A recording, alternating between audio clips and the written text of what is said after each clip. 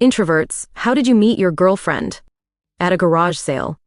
Well, technically my mom's garage sale. My father was a hoarder, but not of old newspapers or glass bottles or garbage.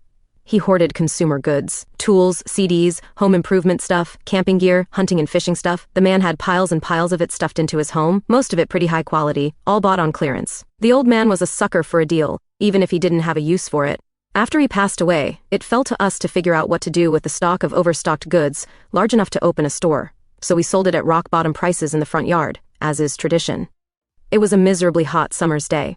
My mom requested that I come over and help, because the house was on a well-trafficked street, and the sheer volume of stuff meant there would be tons of people. She was right.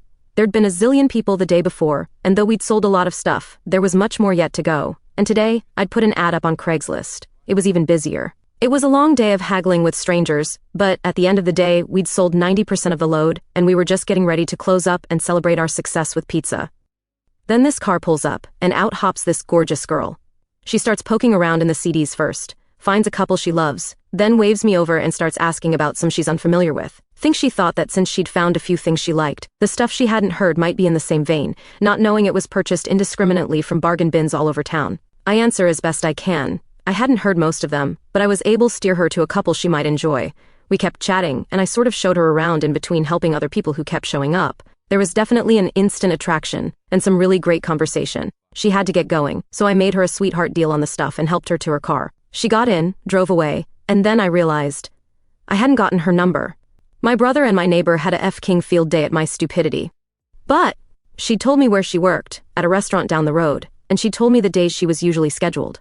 So I did something very unusual for me, and pursued it. Friday afternoons, I drive over from my office and ask to sit in her section. The food was terrible, but she'd stop and chat as long as it wasn't busy, and I caught her mirroring a few times. So on my third visit, I told her I'd love to see more of her and asked for her number. 10 years, a marriage and a child, and we're still head over heels for each other. So I guess I owe my dad for the posthumous hookup.